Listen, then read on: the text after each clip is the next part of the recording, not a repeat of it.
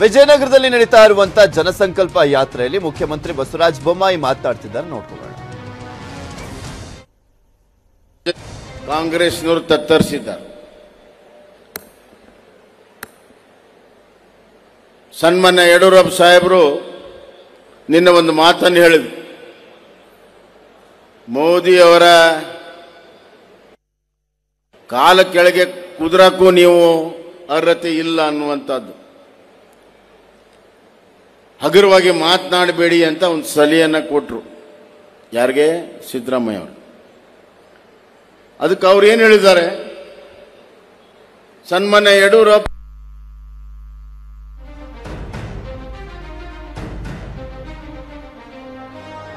ಬಸವರಾಜ ಬೊಮ್ಮಾಯಿ ಅವರು ಜನಸಂಕಲ್ಪ ಯಾತ್ರೆಯಲ್ಲಿ ಮಾತನಾಡ್ತಾ ಇದ್ರು. ನಿನ್ನೆ ಯಡಿಯೂರಪ್ಪನವರು ರಾಹುಲ್ ಗಾಂಧಿ ಅವರನ್ನ ಆರ್ಗ್ಯಾನಿಕ್ ಫಾರ್ಮಿಂಗ್ ಮಾಡಿದ್ರೆ ಬರೀ ನಿಮ್ಮ ಆರೋಗ್ಯ ಚೆನ್ನಾಗಿರೋದಲ್ಲ, ನಿಮ್ಮ ಹಣಕಾಸಿನ ಆರೋಗ್ಯ ಕೂಡ ಚೆನ್ನಾಗಿರುತ್ತೆ. ಆರ್ಗ್ಯಾನಿಕ್ ಫಾರ್ಮಿಂಗ್ ಕಲಿಬೇಕಾ? ಫ್ರೀಡಮ್ ಆಪ್ ಅನ್ನ ಈಗಲೇ ಡೌನ್ಲೋಡ್ ಮಾಡಿ ಅಂತ ಹೇಳಿದಂತ ವಿಚಾರ, ಮತ್ತೆ ಮೋದಿ ಅವರ ಕಾಲಿನ ಧೂಳಿಗೂ ಕೂಡ ಸಮ ಅಲ್ಲ ಅಂತ ಹೇಳಿದಂತ ವಿಚಾರ ಸಾಕಷ್ಟು ಚರ್ಚೆ ಆಗ್ತಾ ಇದೆ. ಸಿದ್ದರಾಮಯ್ಯನವರು ಕೂಡ ತಿರುಗೇಟನ್ನು ಕೊಟ್ಟಿದ್ರು, ಅದ್ರ ಬಗ್ಗೆ ಪ್ರಸ್ತಾಪ ಮಾಡ್ತಿದ್ದಾರೆ. ಸ್ವಲ್ಪ ಅರಳುಬಳ್ಳ ಆಗ್ತಾ ಇದೆ. ನಿಮ್ಮ ಹೇಳಿಕೆಗಳನ್ನು ನೋಡಿದಾಗ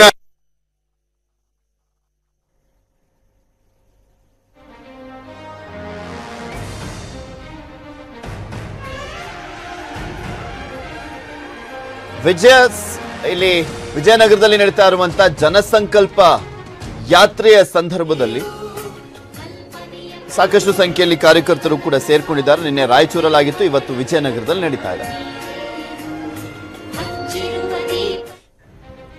ಕೇಸ್ ಹಾಗೂ ದೂರಿನ ಎನ್ಆರ್ ರಮೇಶ್ ಅವರನ್ನ ಈಗ ಆಲ್ರೆಡಿ ನೋಡ್ತಾ ಇದ್ರಿ. ಸಿದ್ದರಾಮಯ್ಯನವರ ವಿಚಾರಕ್ಕೆ ಸಂಬಂಧಪಟ್ಟಂತೆ ಆಕ್ರೋಶವನ್ನ ವ್ಯಕ್ತಪಡಿಸಲಾಗಿತ್ತು ಆ ಒಂದು ಕೇಸ್ಗೆ ಸಂಬಂಧಪಟ್ಟಂತೆ. ಮತ್ತೊಂದು ಕಡೆ ಬೆಂಗಳೂರಿನ ವಿವಿಯಲ್ಲಿ ಆ ವಿದ್ಯಾರ್ಥಿನಿ ಆಕ್ಸಿಡೆಂಟ್ಗೆ ಸಂಬಂಧಪಟ್ಟಂತೆ ಈಗ ಆಲ್ರೆಡಿ ಏನೇನು ಆಗ್ತಾ ಇದೆ, ಅಲ್ಲಿ ಪ್ರತಿಭಟನೆ ಆಗ್ತಾ ಇರುವಂತದ್ದು ಕೂಡ ನಿಮ್ಗೆ ಗೊತ್ತಿದೆ. ಬೆಂಗಳೂರು ವಿವಿ ಕ್ಯಾಂಪಸ್ನಲ್ಲಿ ಮತ್ತೆ ಮತ್ತೆ ಅಪಘಾತವಾಗ್ತಾ ಇದೆ. ಈ ಅಪಘಾತಗಳನ್ನ ನಿಲ್ಲಿಸಬೇಕು, ಕ್ಯಾಂಪಸ್ ಒಳಗಡೆ ವಾಹನಗಳನ್ನ ಬಿಡಬಾರ್ದು ಅಂತ ಆಗ್ರಹಿಸಿ 3ನೇ ದಿನ ವಿದ್ಯಾರ್ಥಿಗಳು ಪ್ರತಿಭಟನೆಯನ್ನ ಮಾಡ್ತಿದ್ದಾರೆ. ಮೊನ್ನೆ ಅಷ್ಟೇ BMTC ಅಪಘಾತದಲ್ಲಿ ವಿದ್ಯಾರ್ಥಿನಿ ಗಾಯಗೊಂಡಿದ್ರು. ಇದಾದ ಮೇಲೆ BBMP ಹಂಪ್ ನಿರ್ಮಾಣ ಮಾಡಿತ್ತು. ರಾತ್ರಿ ಇದೇ ಹಂಪ್ ಕಾರಣದಿಂದ ಬೈಕ್ನಿಂದ ಬಿದ್ದಂತ ಸವಾರ ಆಸ್ಪತ್ರೆ ಸೇರಿದ್ದಾನೆ. ಇದೇ ಕಾರಣಕ್ಕೆ ವಿವಿಯಲ್ಲಿ ವಿದ್ಯಾರ್ಥಿಗಳಿಂದ ಮತ್ತೆ ಪ್ರತಿಭಟನೆ ನಡೀತಾ ಇದೆ.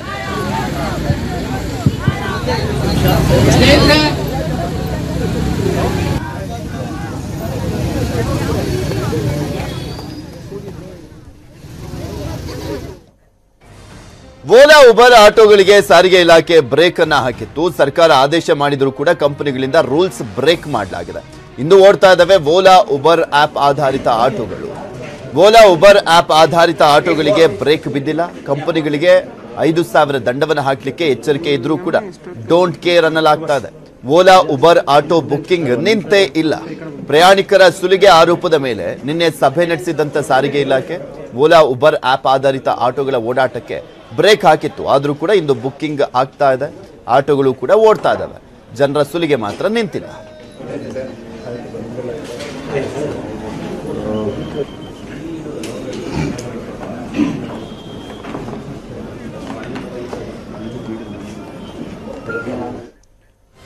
ಇವಿಷ್ಟು ಈ ಕ್ಷಣದ